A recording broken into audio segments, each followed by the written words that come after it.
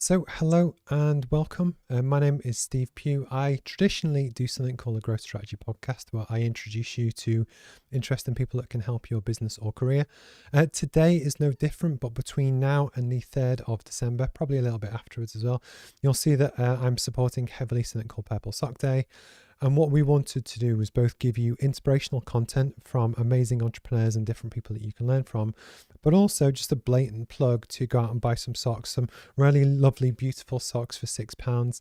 But actually the chap that makes these socks and a whole range of bamboo related clothing is actually David, who I'm going to introduce you to today. So David is actually a friend of a friend. So Andrew Douglas, who was a guest last week, I think it was. And actually, this is a topic that I'm really passionate about. And hopefully the interview today combines both the entrepreneurship angle on David's story and how he went from school and went all the way through to do what he does now, but also then going on to how and why he decided to support Purple Sock Day and what Andrew and the guys at Parallel Lifestyle are looking to do. And if you're inspired by any of this and you want to help out as well, basically you can buy some lovely socks using the links which are all around me, including on the stream just down there. And actually, this guy is the guy that runs the company that makes them as well. So hopefully today will be really interesting. And if you join us for the next kind of 30-40 minutes, it should be a really good conversation as well. So David, how is your Thursday going? Hi Steve, lovely to meet you, and thanks for inviting me on. Very well, very well. I've been productive this morning, you might say. Good. It's not always the case.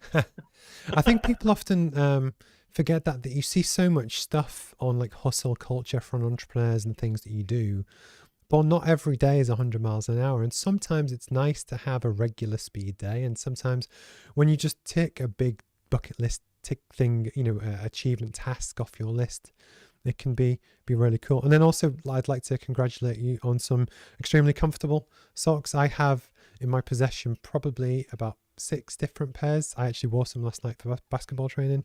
But you make Brilliant. A great product. Thanks for that.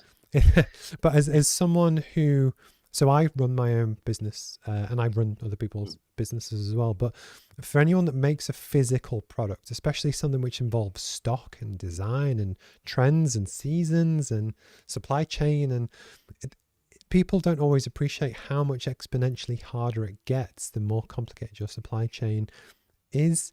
And we'll dive into that a bit later. But it was just one of those things that as an entrepreneur, I respect that because I understand how difficult it is.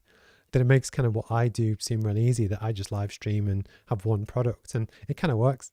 Well, who's the smart one here then? It's No, cool. So one of the things I always love to do is, would you be happy to give a quick kind of 30-60 second intro, just who you are, where you're from?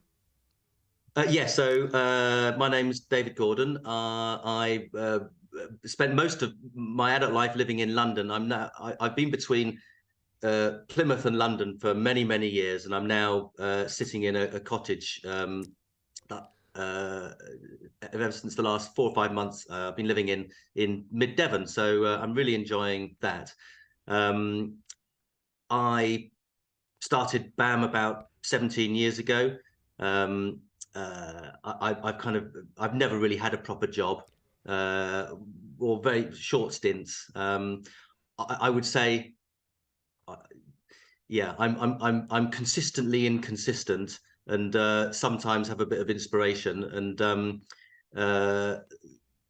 I suppose if you're going to sum it up, I just try and make the world a better place. And I know that sounds very kind of kumbaya, but that really gives me a kick, trying to, in my little corner of the world, trying to make the world a better place and spreading a bit of positive vibes. That's what I try and do.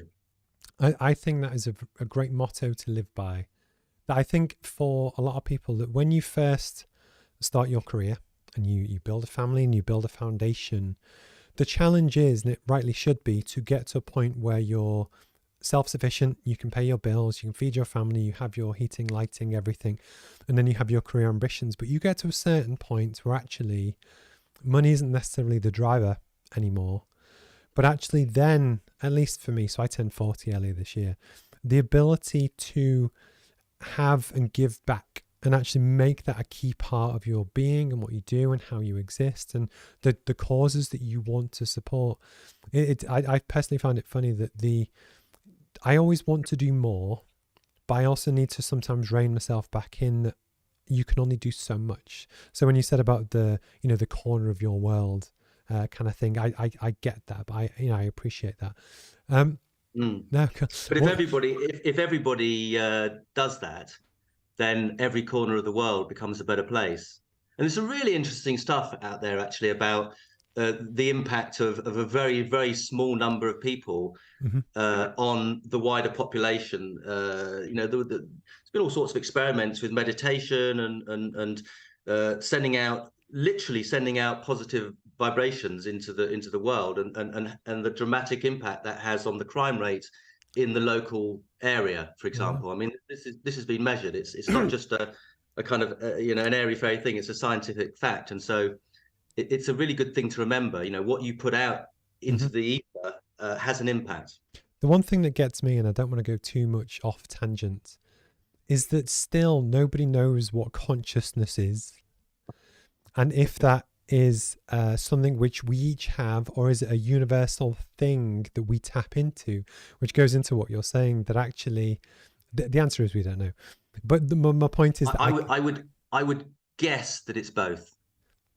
Yeah, but the point is that I genuinely find it interesting that and likewise, as you go through your life and career, you tend to, at least I do, gravitate to people with similar values as you do, which I think is really interesting as well. One thing I just want to throw out as well, I'm just going to click on this screen. Hopefully I don't ruin anything. Thank you to the guys who are watching across all the different channels. We broadcast on LinkedIn, Twitter, Facebook, Twitch, Instagram, lots of different places. And if you comment as well, it does come up on my screen. So thanks to the guys that kind of comment as well. I forgot to say it before, but no, it's cool. So David, where did you grow up? So I grew up in a place called Leatherhead, which is about 7 o'clock on the M25 around London. In a kind of, I guess it was Greenbelt. I was pretty lucky, I think, in where I grew up. I had a lot of freedom. Obviously, I was a child of the 70s. I'm 55 now, so I grew up wild and free, and thanks to my mum, she really let me run wild, and I'm forever grateful to her. So, yeah, it was a great place to grow up. Yeah. Because do you think the world's changed? So I'm a child of the 80s. But I also grew up in a semi-rural place that actually, as kids, once we were probably 12, 13, we were allowed on our bikes to just go as far as we want, within reason. And it was just, there's a wonderful spirit of adventure that you can develop when you do that. That as things developed into like the 90s and 2000s, a lot of the literature says that a lot of parents got a lot more protective and they didn't let their kids go out and make mistakes as much, which actually you worry, will that impact, creativity and freedom and adventure in the future? But I'm interested in your thoughts. 100%. 100%. You've got to let people grow up falling out of trees, scraping their knees, getting it wrong, because that's how you develop your own personal risk assessment program. If you don't do all of that stuff and have the freedom to do all of that stuff when you're young, then you're never going to develop that risk assessment program for yourself. And so apart from that, that is what life is all about. It's all about being free and going out and doing whatever it is that drives you and what you're passionate about, and the stuff, whatever you want to get up to, get out there and do it. And yeah, I completely agree. We need to be, we're all free beings, and I do look at society now and I think, God, everything is so kind of controlled and cosseted, and but in comparison to the childhood that I had. Yeah. No, I agree. We need a bit more of that. I think it's a British thing as well, is that it's that spirit of adventure. I think we all get from, especially boys, from Bond films. You just want to go out and shoot stuff and do things, and anyway, it is what it is. Can I ask what you were like at school? Because one of the things that you often see, because I do this quite a lot, where I speak to a lot of different people, often entrepreneurs have similar traits, and I'm just interested to see what you were like character-wise. Did you play any sport? Did you get into trouble? That kind of thing. Yeah, I did actually. All of those things. I was actually quite naughty. It was never evil or ill-intended, but it was. I would I would describe it as high spirits. And so yeah, and I was a jack of all trades, in sports, but yeah, I'd get up to all sorts, and hilariously so sometimes. Um, I mean, God, yeah, I'll give you one quick example just to kind of paint a picture. So we had a new art block in our school. I was about 11. We had a new art block, and I'd been sent out of class for being naughty. So I was standing in the corridor, and the corridor was it must have been 5 feet wide or something like that. And I figured out that you could put your hands on one side of one wall and your feet on the other, and you could go up. So, well, I thought, because we played around with this before, and I thought, I had time on my hands, so I thought, let's see how high I can get. And so I went all the way up until I was in the rafters, and I was hidden in the rafters. This is probably only about 15 feet up. And then just as I got to the top, just as my bum kind of kissed the ceiling, the headmaster walked in with some people that he was showing round. And because it was a new art block, they were stood directly underneath me and he was showing off, and he was waxing lyrical about this bloody art block. And I was like about to explode, because A, it was really exciting, and B, I was like, I just had to stay very, very quiet. And C, the longer he was going on, I was starting to shake, and eventually they wandered off, and I managed to kind of get about a third of the way down, and then I had to jump because and I got away with it. I got no, he didn't find out, and so it was that sort of stuff that I was up to, and I was just, it was just high spirits, and but yeah, I love my sport as well, and football and cricket, and I got into rugby as well when I was a bit older, and all that stuff. Because I must admit, you'd be surprised at how many people, like, it's a hugely high percentage that aren't afraid to challenge authority, I was the same. One of the the school I went to was called Marycourt Catholic High School, and it was still run by nuns. And we had, if you remember them back in the day, they were wooden desks that folded up, and they were probably themselves 30 years old, 50 years old. And I remember there was a guy called Anthony Gallagher once. We'd been told off, we were on detention, so we had to stay back one night. So we moved all of these identical desks around the classroom just because we could. We didn't tell anyone. So when all of the year 8s came in the next day, we were like year 9, year 10. All of their stuff was in the wrong place. And to us, it was just the high spirits kind of stuff. But I think some people just have it. And again, even with sports, it's the competition element. So I love being part of a team, but actually part of me just wants to win as well. And you often find that with business people, when you get the combination of different things, often you don't just accept the status quo, because often entrepreneurism is about, okay, so that's how it's currently done, but I think it could be done better. But then also, nobody goes into business to come 27th. You often want to make it viable because the other 26 are trying to put you out of business.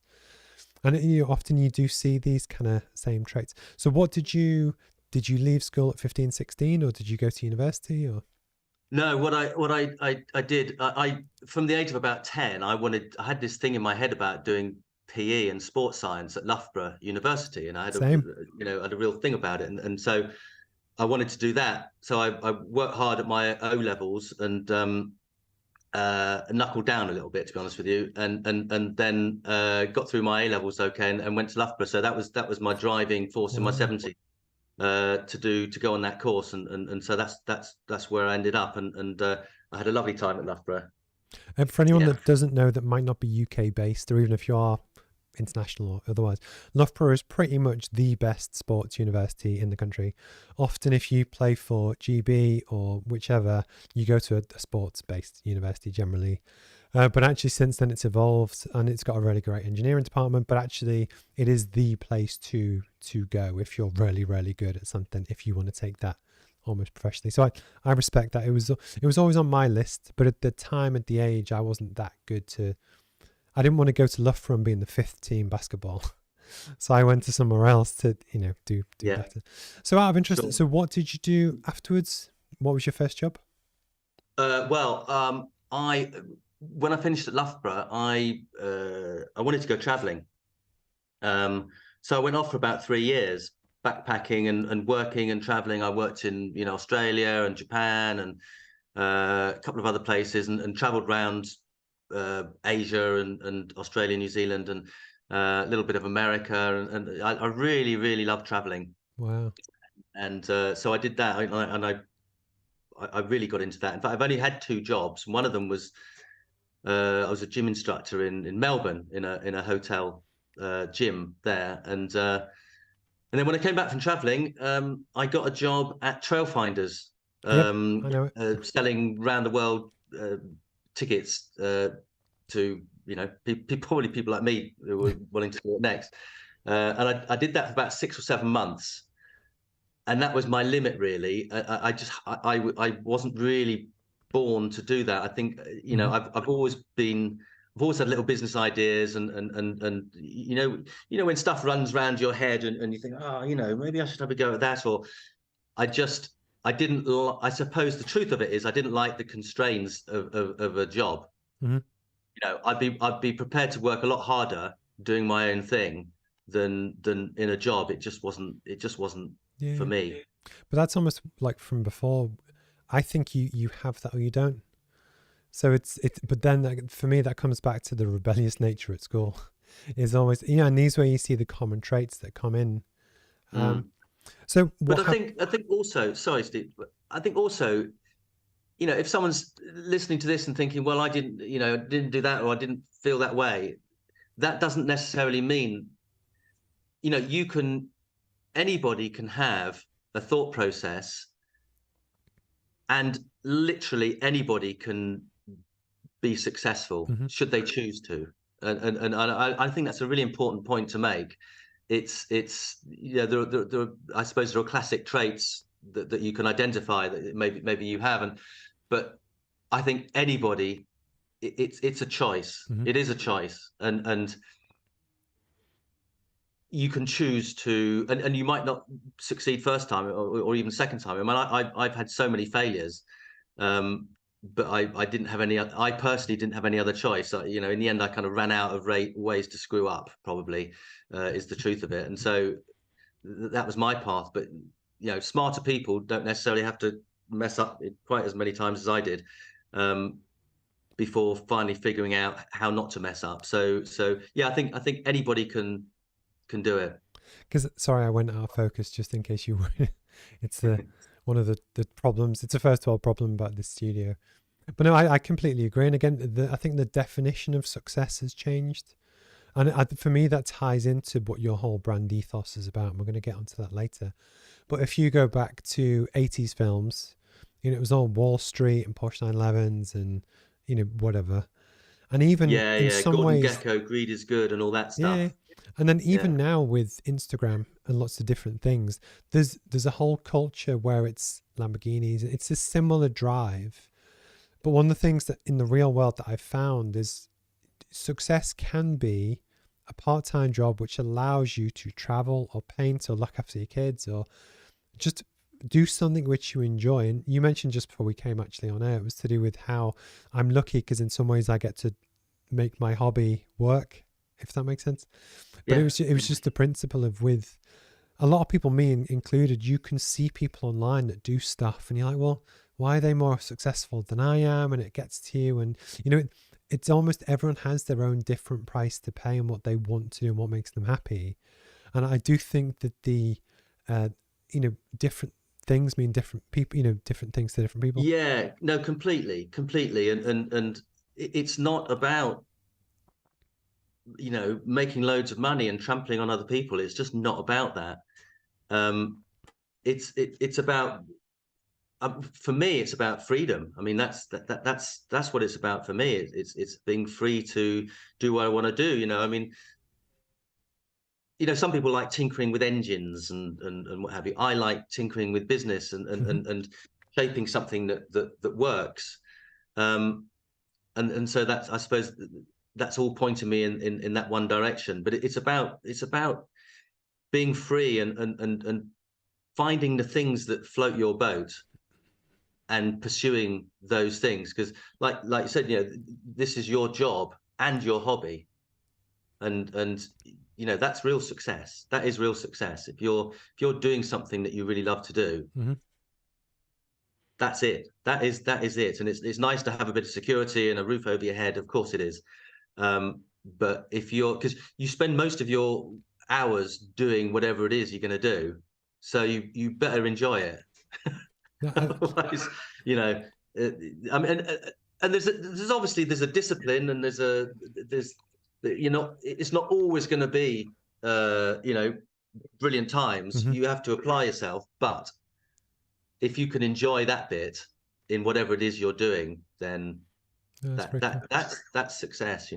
So I've got to ask, so at what point did you I tell you what, do you want to tell people about BAM, what you do, what the business is, that kind of thing? Yeah, sure. And then I'll jump into how did you get the idea?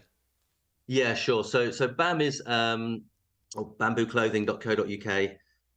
It's a clothing brand using primarily bamboo as a raw material. And we also, being a bit of merino and a bit of organic cotton, there has to be an environmental element to whatever we do. And we make for men and for women, performance clothing, sports clothing, yoga in particular, and Pilates, also outdoorsy clothing, running, walking, base layers, but also everyday stuff. Because the thing about bamboo is it's incredibly comfortable. It's really soft. It's really comfortable. It's a fantastic gifting thing. Christmas is a huge thing for us. And yeah, so that's what we do. And I've been doing that for 17 years. And I started with just a little collection of men's and women's t-shirts. Because I was skin when I started the business. I really was skin. And it's built up over the years to quite a large range, and our revenues are about £20 million now, and it's it's really grown into something that I'm really proud of. So yeah, I'm delighted with how it's gone. I finally found a way not to screw things up. Well, yet you can still screw it up, just throwing it. Yeah. So at what point did you get the itch to think, you know what, I want to try this? Well, so my journey was, after I came back from traveling, I started a business which was promotional clothing, printing and what have you. I did that for about 10 years because I was doing it alongside my rubbishy, pathetic pole vaulting career. Obviously, I wasn't good enough to get paid to do it, but I wanted to do it anyway in a sort of fairly full-time way. So I had this business called TSF Clothing, which was providing printed T-shirts and etc. Then I stopped pole vaulting when I was about 33, and about a year later, I thought, yeah, this actually is not really a business I want to.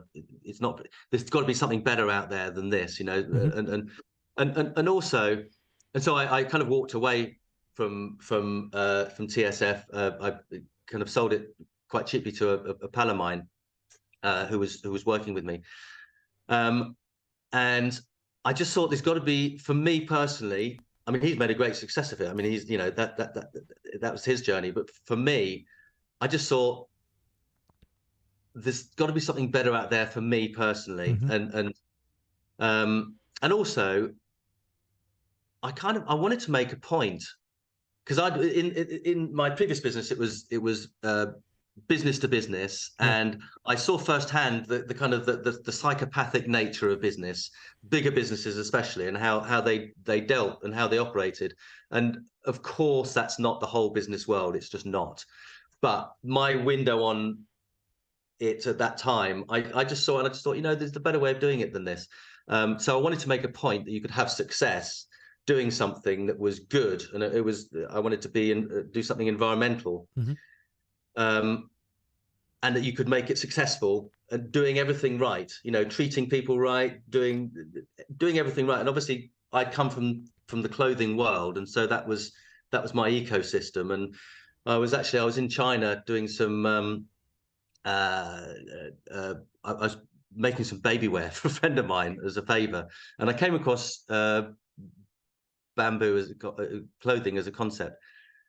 And I just thought, you know what, this is ticking all of my boxes. I found it a really interesting thing, and thought, right, I'm going to have a go at this. So, that was I was about 37 at that point, and 36 was it? So, yeah, that's where I got the idea from. And there was a guy doing it in California, but apart from that, there was no one else doing it outside of China. So, Wow. there were no supply routes. Setting up the supply route was from scratch was kind of kind of interesting. I wouldn't What want to have kind to of do that year again. was this? Well, I launched BAM in June 2006. Oh, cool. Uh, So it's like 2 years before the global recession, which affected yeah, everyone. but it you know what? It didn't have any. I didn't even notice it. Oh, yeah. It's funny actually because I was living and working in Jamaica at the time in Oh yeah, construction, and basically right. construction tanked when because a lot of people invested in speculative projects that it just flatlined. Mm. But what I find fascinating is almost that it's the link between your youthful exuberance traveling, where often you described a lot of hot places. But the point is, people always say that when you start a business, it's really good to understand the consumer, and arguably you were your own consumer, if that makes sense. You understood the Mm. market and traveling and the buyers, which I think is really kind of cool. And then as you kind of went through, how early on was it a conscious thing that now, and arguably for the past kind of 10 years, I say like ESG and eco credentials is huge now, but I Mm. imagine it hasn't always been, but for you, was it always part of the key kind of pitch? Yeah, it was. It was because the clothing industry is, after oil, it's the most polluting industry. I mean, it's the the damage that the clothing industry does is massive, and I wanted to do my bit to raise the bar, I Yeah, suppose yeah. you would say, in my own small little way, raise the bar and say, look, you can do this, and you can make it work, and you can make it successful, and going back to the point that I wanted to make, and so we've, from conception, really tried to do our bit, and every single step of the process, because historically, it's a bamboo viscose, and viscose historically has not been a clean fabric to make, and we've worked with world leading companies to help further that agenda, and Mm-hmm. to help clean that up with closed loop water supply, and various different ways, and just to show a better way of doing things.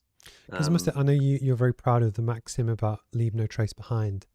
I was in Cubs and Scouts growing up. I used to spend a lot of time outdoors and camping, and especially if you go wild camping, you don't want to leave anything that wasn't there before you started. Yeah, clean up after yourself. Yeah, yeah, But it's a what, good principle. but I can imagine that also caused some challenges over the years, where it's a brilliant ambition to have. Mm. But again, when you're competing against people that don't follow the same moral ethos, I can imagine at times it was difficult. Where do you make decision A or decision B? And it was almost, but I empathize and respect that, because actually it kind of been easy. Well, when you have a certain resource and that resource isn't very much, you you have to be pragmatic. You've got to do what you can do, and actually, the more we've grown, we're probably in a really good sweet spot at the moment. We're big enough to have the resource to really pay attention to Mm-hmm. these things, um, much more than I was able to. I mean, I Yeah. picked bamboo because of the growth patterns of bamboo, and you know, it started off by its very nature as a winning product environmentally. There was the question mark over the viscose production. As we've grown, we've enabled ourselves to really just go so far beyond that part of the debate in terms of our impact positive program and what we're doing. We're just so far beyond that, you know, our brand DNA, so we can trace it back. You know, we trace our products back to our supplier, Got you. you know, all the way back. And you can't do that as a one-man band. When I started off, there's just no way I could have done that. But I started off on solid ground, I suppose, initially. But I think it gets more difficult the bigger. Like if you're an Adidas, Yes, say, it must get much more complicated because of the number of factories that you're dealing with. But it's still doable. I mean, it is doable. We've done it with our resource, so it is absolutely doable. But yeah, it's sometimes you have to be pragmatic and do what you can do, and there's an honesty in there. You know, there's a realness to that reality, and being open about it. You know, we're doing everything we can, and we're now able to do an awful lot.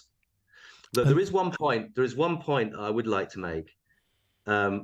Because I like to make it at every opportunity, is after spending the last few years tens of thousands of pounds offsetting carbon, so that we're carbon neutral, and being irritated by climate change deniers, I've now come to the conclusion, having looked at the evidence, that the man-made climate change is a massive scam, a humongous scam.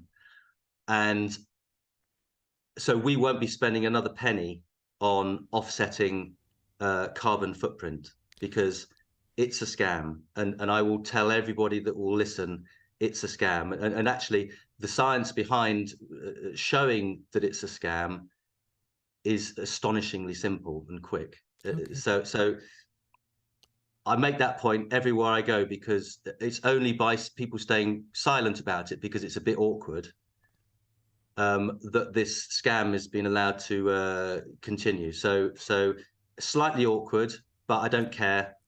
That's my firm understanding, having looked at the science. So I'll mention that everywhere I go to anyone that will listen. Because out of interest, what in particular do you feel is like the magic bullet either way? Because don't get me wrong, so there's loads of evidence over the last we're going well off topic, but I'm quite enjoying it, so it's fine. Over the past, it's a fascinating millions topic, of and years, the wider discussion that entails is also pretty interesting. But it's how, like, it only happens every 100 million years or so, but the actual polarity of the entire planet changes every so often, you know. But you have seasonal, before humans ever, the Industrial Revolution, you had changing climates, and you had lots of different things, and I kind of get it. What I'm interested though is just I won't speak for you, but a lot of people, especially if they have a brand which aligns to a certain value, which you definitely 100% do, would choose to stay quiet on the related issue. And I'm just intrigued, is it a trust, a credibility, just a personal passion of why you share the narrative around it? I like it. You mean about man-made climate change? Yeah.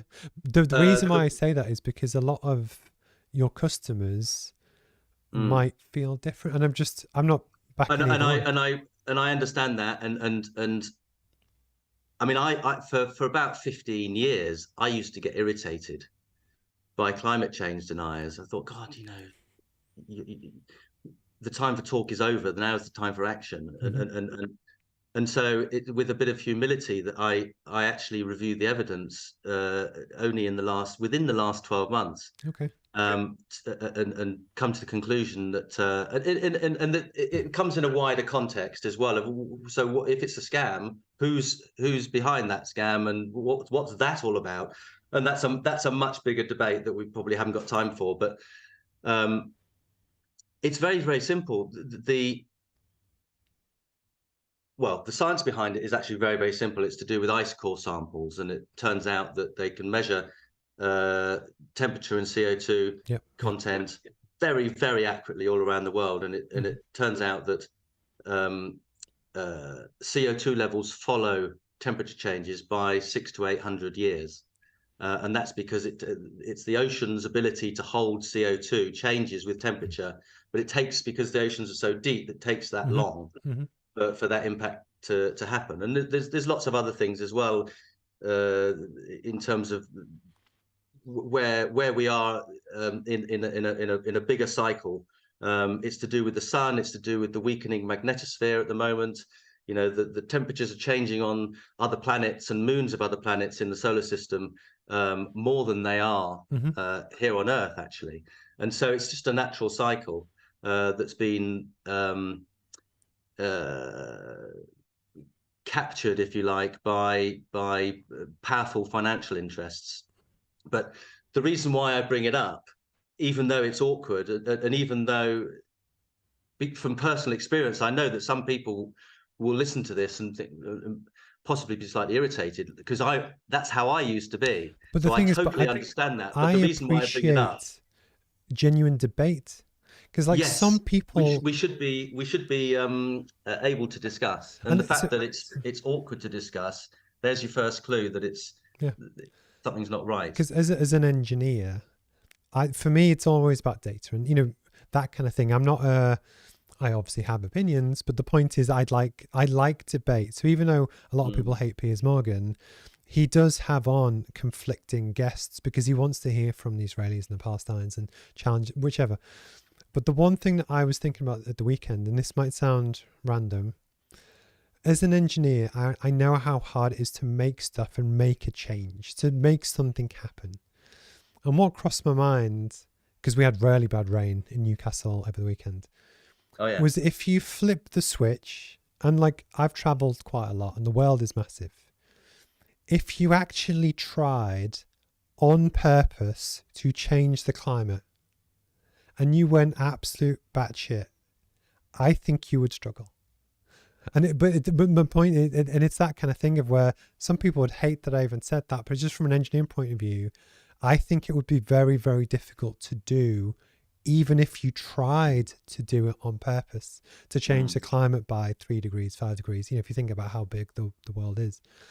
But regardless, it's an interesting point, and there's actually, I mean, this is a huge topic, and you're right. I agree.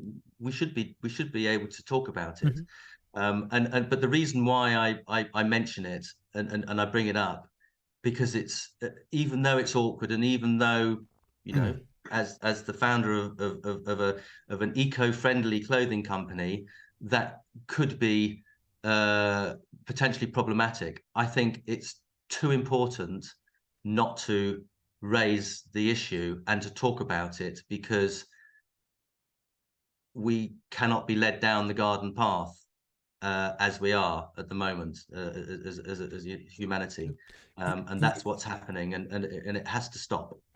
And that's more important than any old business that someone might own. I was going to say another trait of entrepreneurs is free thinkers. I don't mind if someone convinces me otherwise, just convince me. Is the truth. So back to the main topic of today. How did you get involved with both Andrew Douglas and Purple Sock Day?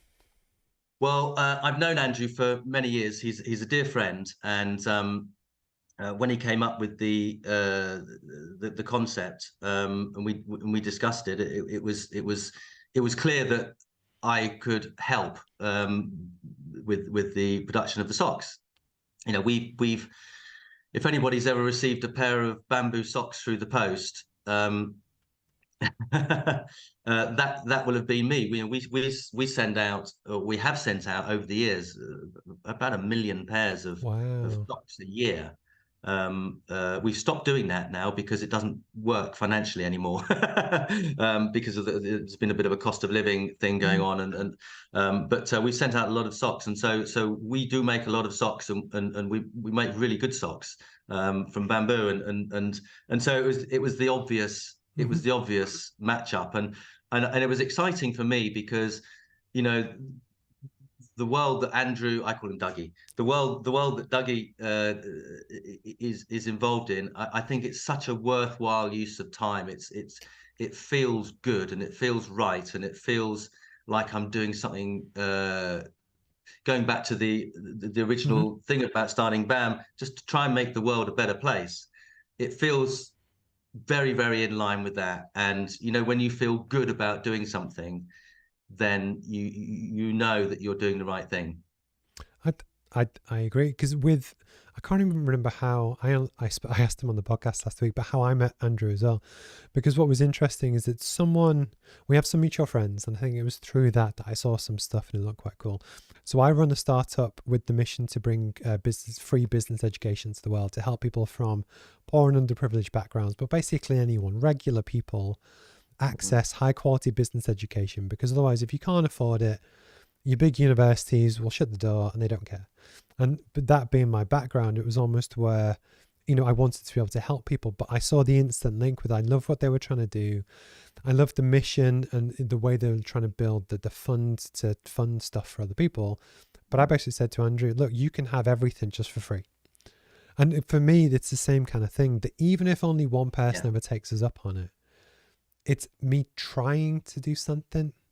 I might try and fail, but I yeah. get why you wanted to get And involved. actually, and it's and following up on that, it's your intent. Your intent is to put good out into the ether, and that will have a ripple effect. Going back to our earlier point, and yeah, I agree. It's what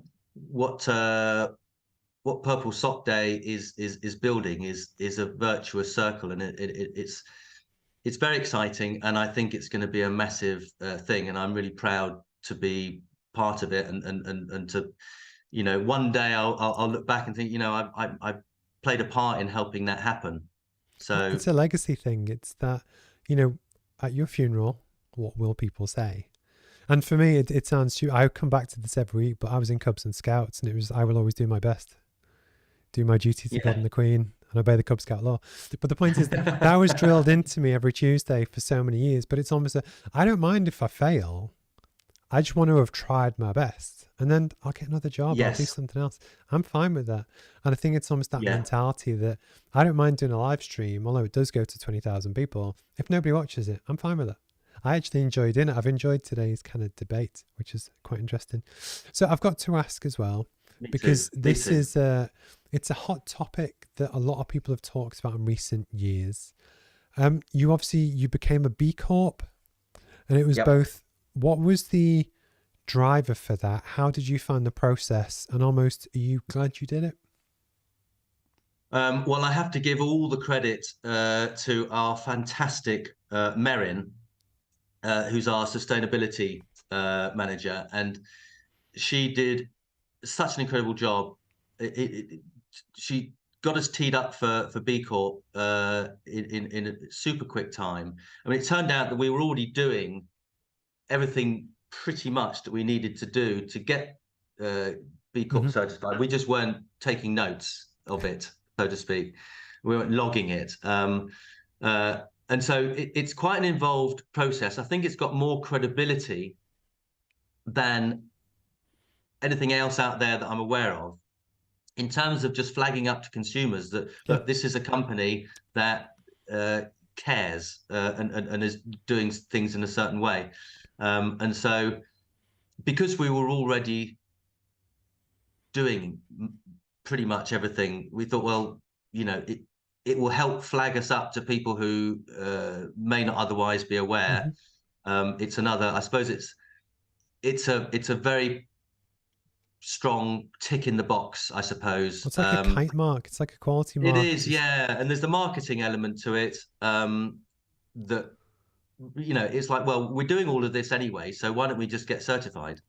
And that it was, and when I say just, it's Yeah. quite an involved process. But 'Cause- but with your credibility in history and supply chain and 20 years of doing this, I 100% get it. You do see some companies that don't necessarily have a supply chain or even do that much, who've gone for the same certification. But I think in some ways, this is a very unpopular thing to say as well. They're doing it because it's cool. And that's the thing for me, is that it's the moral intent, it's the bullshit meter between, behind, do I buy into what these guys are doing? Is it greenwashed, or are they actually putting the time, the effort, the detail?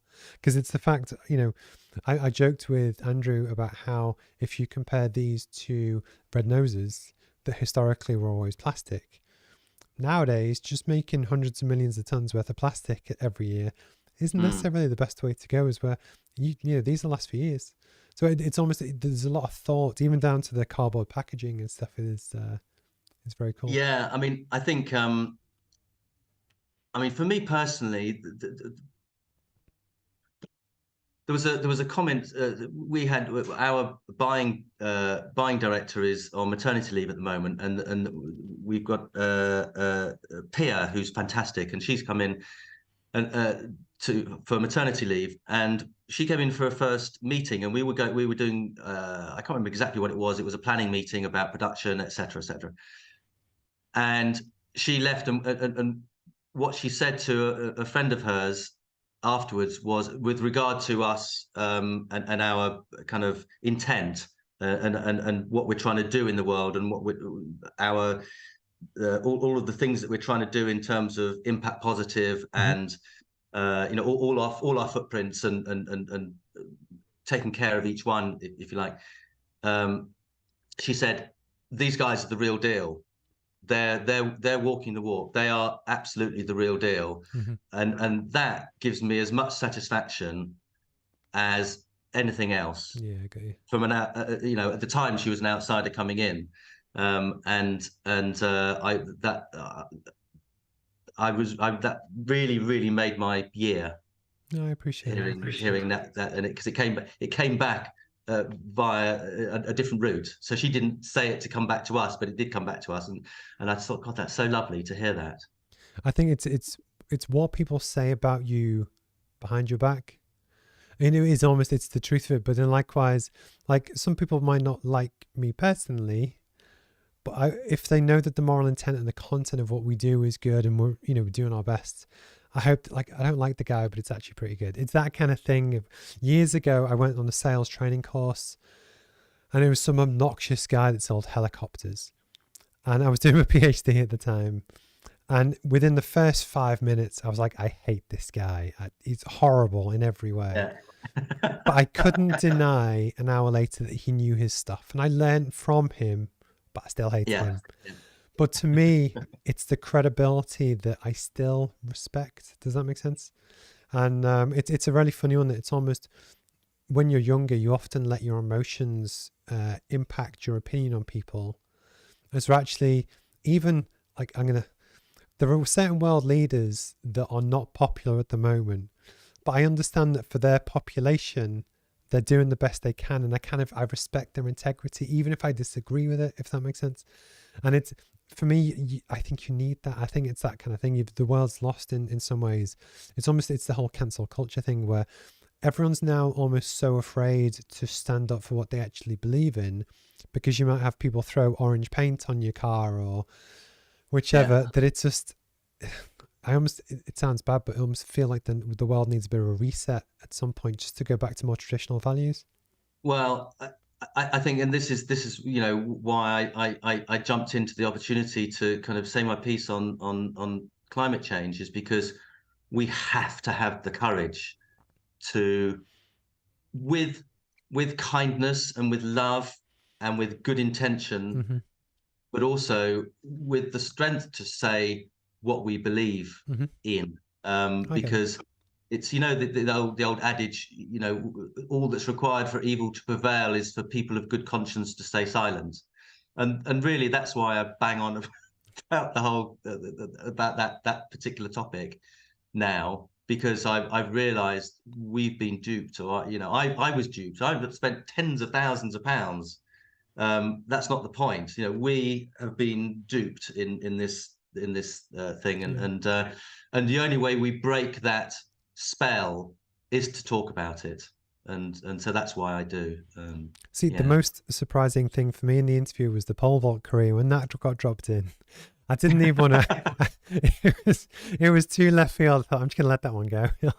It'll take us off track. Well, I mean, yeah, yeah. Well, yeah, it's a big part of my life. Yeah, We'll yeah. save that for another day, maybe over a beer sometime with Dougie. But it's I think it's always good that when you meet people to have those one or two things that you remember about someone, and someone that might have known you but didn't know that now will remember that. So I think that's quite cool. So towards the end of each interview, I have a series of questions that I normally ask. Before I go into those, for you, what's the dream? What gets you out of bed every day? Where do you want to be in 5-10 years time?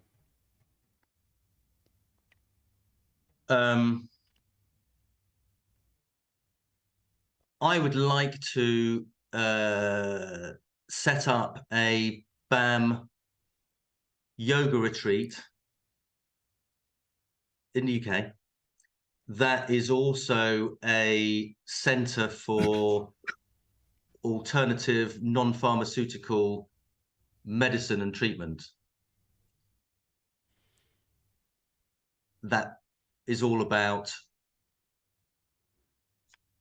as well as having a lot of fun with the yoga retreat and the Pilates retreat, to offer a service that I think is going to be popular, and it's not about money. It's about the satisfaction of doing that, and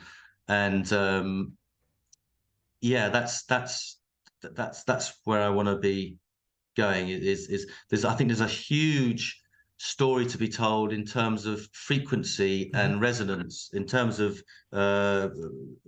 medicine, in terms of the people's health.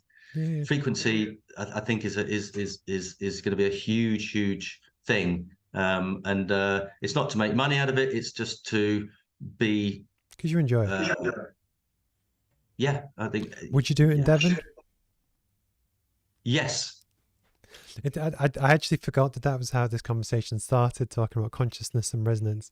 But the funny thing is, again, as an engineer, I know a lot about chemistry and physics, like more than most people. And when you drill down into atoms and quarks and everything else, essentially it's vibration. That is energy and how it moves. So in theory, there is no such thing as matter. But the point is, I don't know what it is, but I think there's something there that we just don't know yet. But I'm smart enough to kind of know that it's not just as we currently think it is, which is really interesting. So I will jump on to the last two kind of questions. I actually think for you, I have no idea where this is going to go. If you were to give advice to your younger self, and you can either pick the 31-year-old pole vaulter, the first t-shirt business, BAM, whatever you wish, the kid at school that was in the new RE block or whatever it is, art block up the wall. If you were to give advice to your younger self, what would it be? You know what, I've because you mentioned this before, and I thought about this a lot, and I don't think I would say anything, because I wouldn't want to impact the journey that I've had, and I mean, there's in 45 minutes, there's so much that we haven't talked about that's happened, and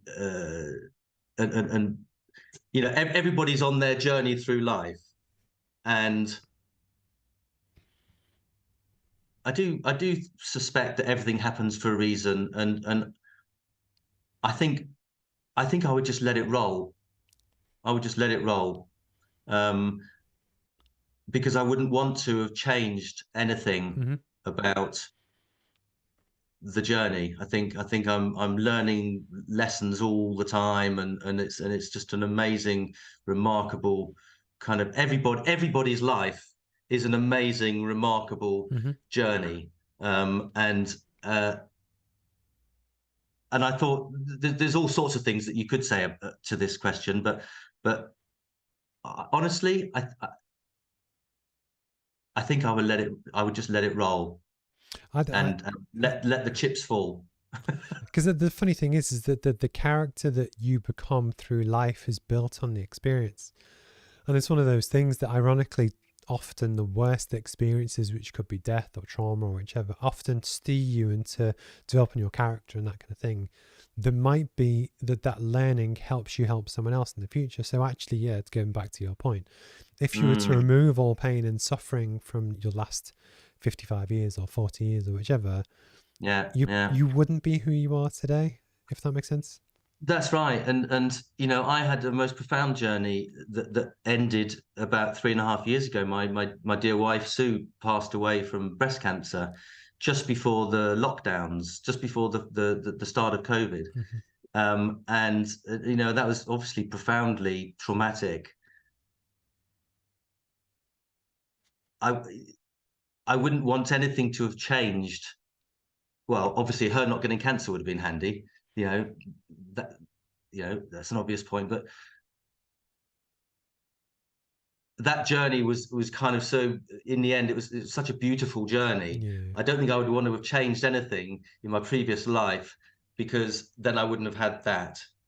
So weird as that sounds, because it was obviously awful, but for me and for her it was such a beautiful journey. Yeah, I love it. It's just, you don't have to answer it, but it's almost you can do. What's the best piece of advice you ever had? That you reap what you sow, and to always remember that you reap what you sow. Something my mum always said as well. You know, for everything there's a season, and if you find yourself, you know, in a space where you know you're not enjoying it, or it's not how you would want it to be, you know, for everything there's a season, and you know, this too shall pass, and Stoicism. Yeah, I think it's mixed up in stoicism. I think you're absolutely right. Yeah, it's funny though, because I obviously always think, I'm always thinking about the next thing to say, and I was literally about to say that.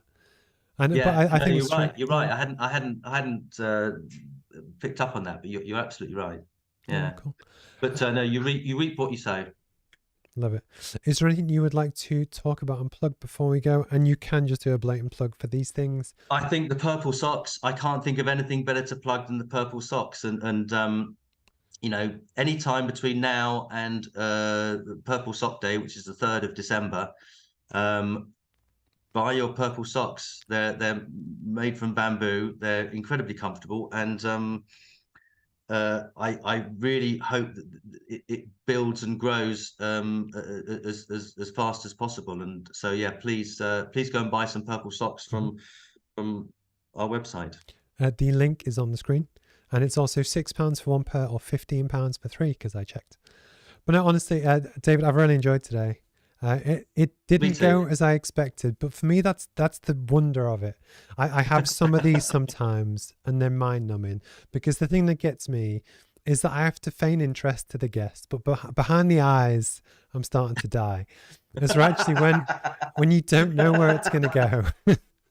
But also because it's live, you're essentially on stage, you know, and it's a really funny one. But for me, I like to. It's funny actually. With this, it's a bit of jeopardy, isn't there? I mean, you know, I like the danger, live. But also, I like to talk to people like this. But in my personal life, outside of sport, I don't talk to anyone. So it's a really funny one. But I've actually really enjoyed today. I will no doubt get messages about climate change and or other. But the funny thing is, I now know which friends I can actually debate it with genuinely and ones to just ignore. So no, cool. Honestly, I've really appreciated today. Thank you again on behalf of Andrew and the Pebble Sock Day team, just for supporting the cause. And I think it's a great cause. Even though I'm not directly involved, I kind of am now. Well, yeah, you are. And thank you for that. No, cool. Well, have a wonderful rest of your Thursday. I'm sure we'll stay in touch. And yeah, thank you for your time. Please do. Great stuff. Thanks so much. All the best. Cheers.